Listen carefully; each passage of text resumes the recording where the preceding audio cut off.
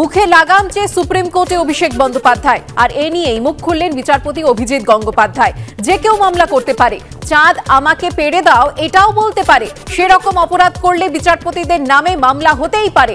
Supreme court চাইলে গ্রহণ করতে পারে। বহু মানুষকে টেনে নামানোর চেষ্টা হয়েছে। বিদ্যাসাগরের প্রসঙ্গ টেনে অভিষেকের মামলার জবাব বিচারপতি অভিজিৎ গঙ্গোপাধ্যায়। সমাজে আলোও আছে, আঁধারও আছে।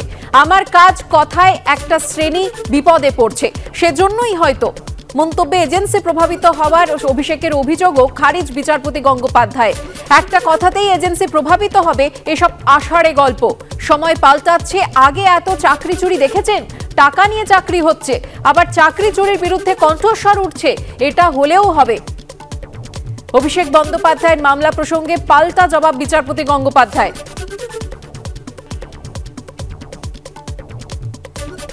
বিচারপতিদের নামে মামলা হতে পারে না এমন নয়। যদি সেই বিচারপতি সেরকম সত্যিই কোনো অপরাধ করে থাকেন তাহলে তার বিরুদ্ধে সেই মামলা হতে পারে, কিন্তু বিচারপতি একটা ইমিউনিটি একটা তার থাকে কনস্টিটিউশনাল, সেই ধরনের মামলা হতে পারে না, কিন্তু অন্য ধরনের মামলা হতে পারে। সুপ্রিম কোর্টে কি মামলা হয়েছে, ফাইল হয়েছে, এটা আগে জানি, তারপরে যদি কিছু বলার থাকে তখন বলবো। হোক, দেখা যাক না কি দাঁড়ায়।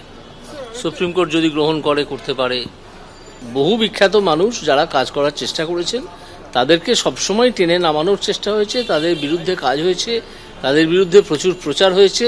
এমনকি বিধবায়ের সময় প্রচলনের সময় বিদ্যাসাগর মশাই ফিজিক্যালি অ্যাটাকড হয়েছিলেন।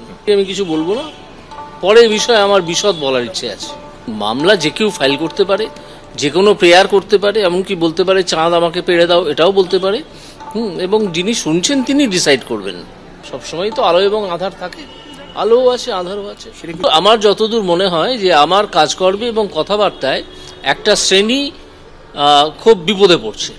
সেই জন্য যাদের প্রভাবিত হওয়ার কথা বলছেন তারা ডিসাইড করবেন যে তারা প্রভাবিত হচ্ছেন কি হচ্ছেন না। ঠিক আছে, একটা কথাতেই যে একটা অথরিটির সঙ্গে সঙ্গে প্রভাবিত হয়ে যাবে, এসব আষাঢ়ে গল্প তো, এগুলো তো ওইভাবে হয় না। দেখুন, সময় তো পাল্টাচ্ছে, সময় পাল্টাচ্ছে। আপনি আগে এত চুরি দেখেছেন? চাকরি বিক্রি দেখেছেন? দেখেননি। এর আগে তো কত মানুষ স্কুলের টিচার হয়েছে। সময় পাল্টাচ্ছে, টাকা নিয়ে চাকরি হচ্ছে, টাকা ছাড়া চাকরি হচ্ছে না, তাই না? তার বিরুদ্ধে আবার কিছু লোক কণ্ঠস্বর তুলছে যে টাকা নেওয়া যাবে না, দুর্নীতি চলবে না। সুতরাং সবকিছুই বদলাচ্ছে। তার মধ্যে থেকে যদি এটাও হয়, নতুন করে হবে, আমাদের তো তাতে আপত্তি করার কিছু নেই, নিশ্চয়ই হবে। বিচারপতিদের মন্তব্য নিয়ে ফের সুপ্রিম কোর্টের দ্বারস্থ অভিষেক বন্দ্যোপাধ্যায়। বিচারপতি অভিজিৎ গঙ্গোপাধ্যায়, বিচারপতি অমৃতা সিনহার মন্তব্যের বিরোধিতা করে সুপ্রিম কোর্টে অভিষেক বন্দ্যোপাধ্যায়। আদালত এবং বাইরে করা মন্তব্যে যেন প্রভাবিত না হয় সিবিআই, ইডি, এমন নির্দেশ চেয়ে সুপ্রিম কোর্টের দ্বারস্থ হলেন অভিষেক বন্দ্যোপাধ্যায়। বিচারপতি গঙ্গোপাধ্যায়ের বিরুদ্ধে পদক্ষেপ করুন কলকাতা হাইকোর্টের প্রধান বিচারপতি। বিচারপতি গঙ্গোপাধ্যায়ের বিরুদ্ধে রাজনৈতিক উদ্দেশ্য প্রণোদিত মন্তব্যের অভিযোগে মামলা। অভিষেক সংক্রান্ত বাকি মামলার শুনানির জন্য বিশেষ বেঞ্চ গঠনের আর্জি। বিচারপতি গঙ্গোপাধ্যায়, বিচারপতি সিনহার মন্তব্যে প্রভাবিত হবে না এমন বেঞ্চ গঠনের আর্জি। বিরূপ মন্তব্য থেকে বিরত থাকার জন্য বিচারপতিদের নির্দেশ দেওয়ার আর্জিতে মামলা।